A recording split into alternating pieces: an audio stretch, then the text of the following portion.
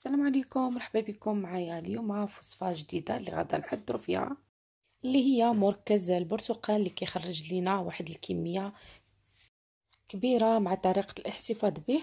خليكم مع الفيديو والمقادير طريقه التحضير. بسم الله على بركه الله.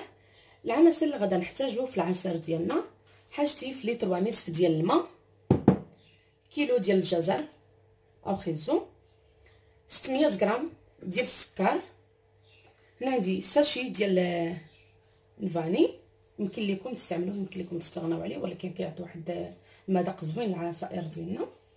هنا عندي كيلو ديال البرتقال اللي كيكون منقي مزيان ومنشف، وزوج ديال الحامضات اللي تا هما منقيين مزيان.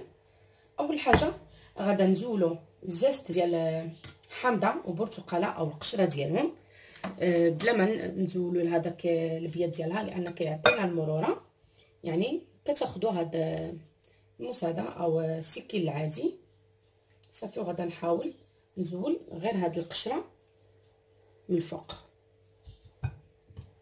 كيف ما كيبان لكم، يعني ما نزولوش معها داك البيض باش ما يعطيناش المروره. احسن حاجه انا غادا نزول غير الزيت بهذا الشكل هذا.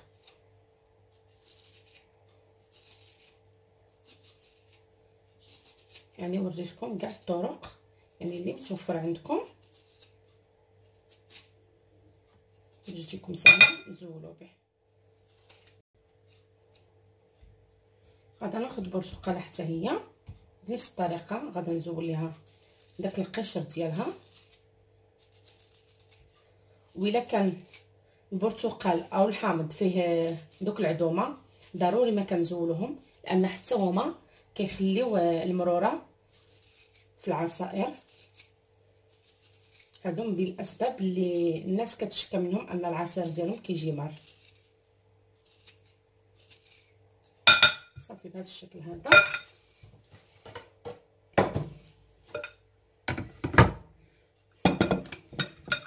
غادا نقبض سواء الحامض او البرتقال اللي غادا نقيه، ضروري ما كنزولو هاد الجلفه البيضاء كامله، يعني ما كنخليهالوش نهائيا.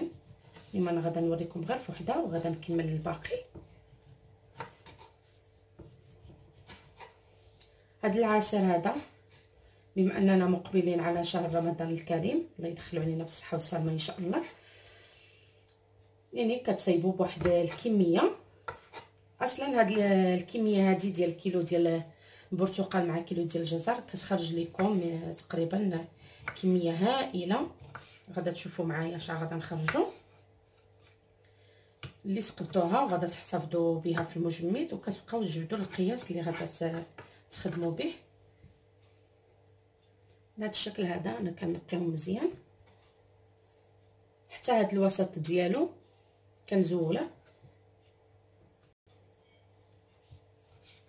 من الاحسن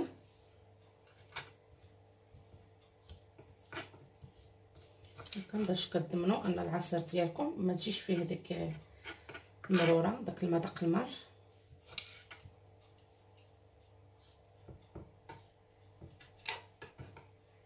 وبنفس الطريقه كذلك الحامض. حتى الحامض غادا نزول هكذا. انا هاد الحامض عندي فيه العظام، يعني غادا نزول منه هاد العظام هادو كاملين. شي حاجه اللي مهمه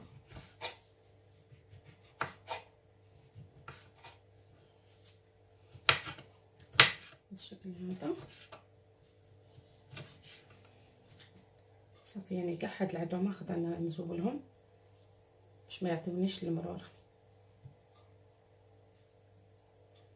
انا غادا نستمر بنفس الطريقه حتى غادا نسالي الكميه كامله اللي عندي باش نكملوا طريقه التحضير ديال هذا العصير هذا،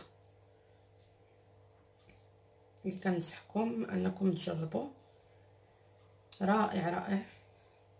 ويمكن لينا بهذه الكميه هذه نخرجوا عده عصائر بمذاقات مختلفه. يمكن لينا نضيفوا له اي نوع ديال الفواكه، كيف ما يمكن لينا نضيفوا له كذلك غير المذاقات لزعهم.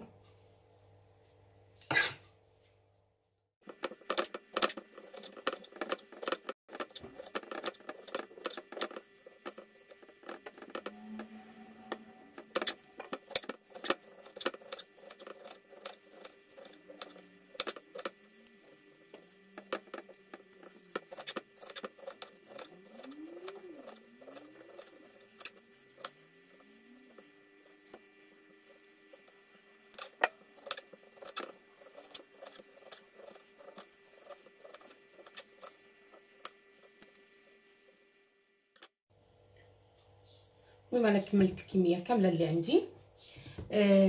ملاحظه اخرى او اضافه اخرى غادا نضيفها لكم بالنسبه لهذا القشر ديال البرتقال، يمكن لكم حتى هو تستغلوا كيف ما القشر ديال الحامض.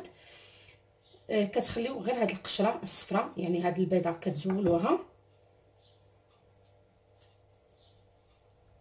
او من الاول قبل ما تنقيو كتزولوها كامله. هاد القشره هادي دائما كيف ما كنقول لكم، يعني بلا هاد الجلفه البيضاء باش ما تعطيناش المروره. صافي كتاخذوا هاد القشره هادي كتحتفظوا بها، تيبسوها.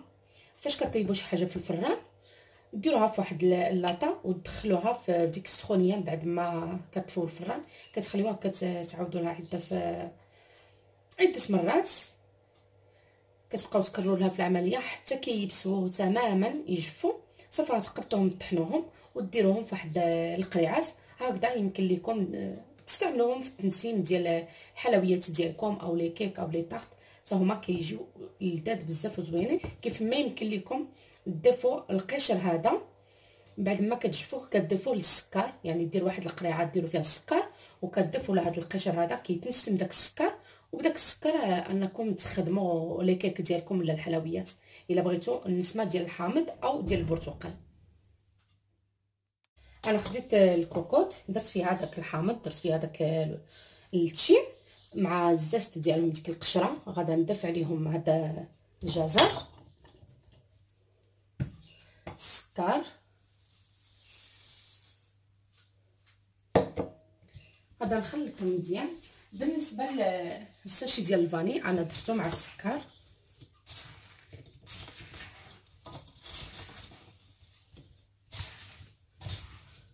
وغادي نضيف الماء كما قلت لكم لتر ونصف.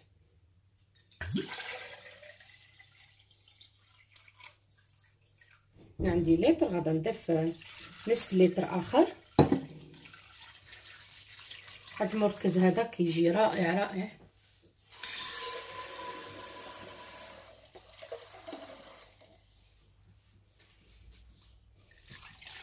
صافي وغادي نسد عليه الكوكوط ونخليها حتى تصفر على نار متوسطه. تقريبا غادي نحسب ليها واحد 20 دقيقه حتى كيطيب هذا الخليط هذا مزيان، يعني كيرجع بحال الزبده، يعني طايب مزيان ماشي كيبقى قابض في راسو، تيطيب مزيان.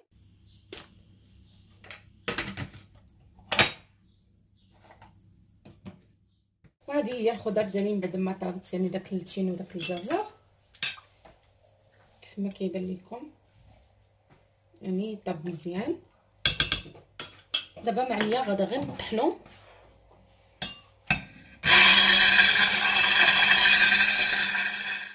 فاش غادا نكونوا نطحنوه مزيان باش هكا ما نحتاجوش ان نصفيوه، ما تبقاش فيه دوك الحبيبات، يعني غادا نطحنوه مزيان.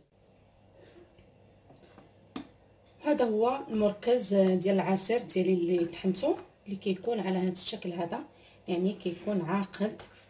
بالنسبه دابا غادا نشوفوا شحال غادا نحتاجو من هذا المركز لتر ديال الماء. انا هنا عندي 500 مليلتر ديال الماء وهنا عندي 500 مليلتر ديال الماء، يعني غادا نشوفوا اللتر ديال الماء شحال غادا نديرو فيه ديال هذا المركز. انا خديت الكاس اللي كيتوفر تقريبا عند جميع الناس جميع البيوت، هو كاس ديال العنبه. غادا ناخذ منه القياس، غادا ندير الكاس الاول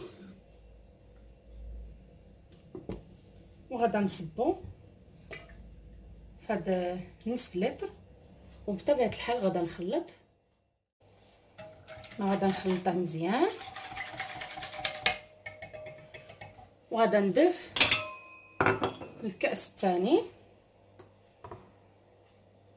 هي كتبقى دائما على حسب الذوق ديال الانسان، يعني انا غادا نقول لكم شحال كفاتني، ولكن كيرجع لكم نتوما ثاني الذوق ديالكم شنو تبغيو. المهم انا درت 2 ديال الكيسان في نصف لتر ديال الماء، وغادا نذوق. انا عندي واحد الكاس على جنب، غادا نصب واحد شويه. بالنسبه لي انا الخليط هو هذا، يعني 2 ديال الكيسان د العنبه من المركز ديال العصير في نصف لتر ديال الماء. يعني المذاق جاني هو هذاك. حتى السكر انا ما غاديش نضيف السكر، نتوما الا بغيتو تضيفوا السكر كتبقى على حسب الحلاوه اللي بغيتو والذوق اللي بغيتو. كيف ما كتشوفوا ان نصف لتر ديال الماء شحال درنينا تقريبا 750 مليلتر ديال الماء، يعني في لتر ديال الماء غادا نحتاجو 4 د الكؤوس من هذا المركز. ودائما كما قلت لكم كيبقى على حسب الذوق ديالكم، يمكن لكم انكم ديروا قل من هذه الكميه ويمكن لكم غادا ديروا اكثر. بالنسبه لهذا العصير اللي كيكون بوحديتو، هذا العصير هذا اللي خلطناه دابا مع الماء يمكن لينا نضيفوا له اي قطعه ديال الفواكه، مثلا الفريز او البنان، التفاح، المانغ، يعني اي حاجه بغيناها ديال الفواكه يمكن لينا نضيف واحد القطعه لهذا العصير ونطحنوه، وهو عندنا عصير بمذاق اخر. بغينا نخليوه كيف ما هو كيجي لذيذ وكيجي رائع. بالنسبه للطريقه ديال التخزين ديالو، انا غادا ناخذ لي بلاستيك اللي خاصه بالمجمد، وغادا ناخذ بنفس القياس اللي عبس ديال العصير بالنسبه لنص لتر ديال الماء، يعني 4 د الكؤوس. غادا نديرهم انا في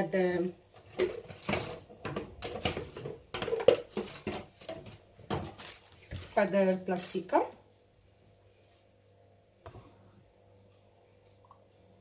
هذا الكاس الاول نكحس باش يبان لكم.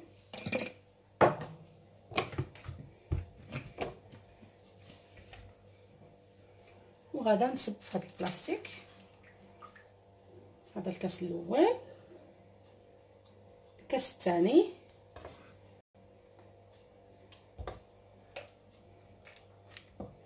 الثالث. انا غادي ندير قياس ديال لتر ديال الماء. هذا الثالث، وغادا نضيف الرابع.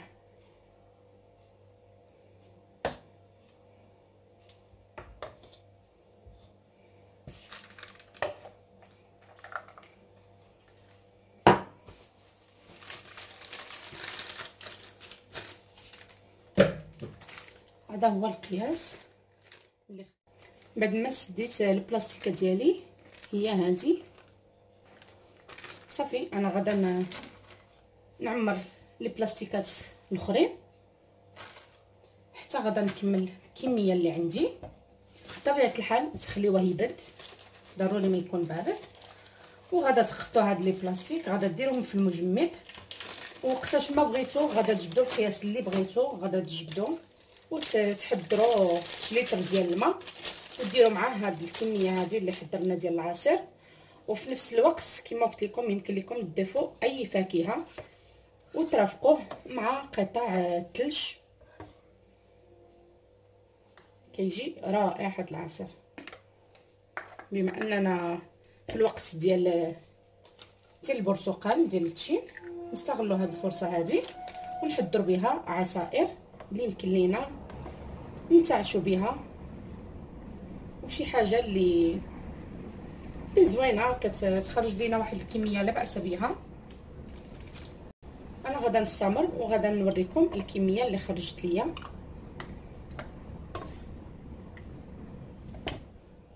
العصائر اللي غادا نحضر بهم هذا المركز هذا.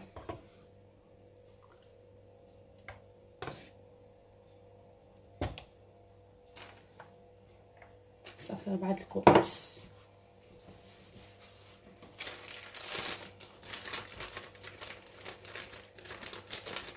خديتو اكياس عاديه صافي كتكفيو انكم غير تعقدوهم.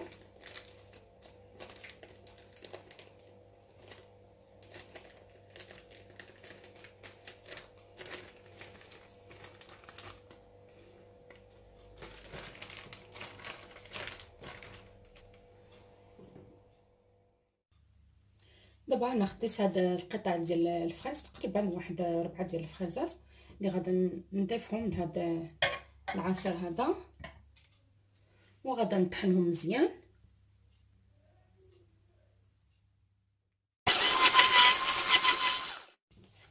هو هذا العصير من بعد ما طحنت مع الفريز كيكون على هذا الشكل هذا. يمكن لكم تصفيوه، يمكن لكم تخليوه غير هكذا حتى نشوفوا الشكل النهائي ديالو. وهذا هو الشكل النهائي ديال العصير ديالنا او مركز البرتقال اللي خرج لينا كميه وفيره. انا قدمته مع لي كلاصون. نتمنى ان هذا الفيديو ينال الاعجاب ديالكم، وإلا عجبكم الفيديو بارطاجيوه مع الاحباب والاصدقاء، وما تنساوش تفعلوا الجرس باش يوصلكم كل جديد، وما تنساوش انكم ديروا جيم إلا عجبكم الفيديو. الى فيديو لاحق ان شاء الله.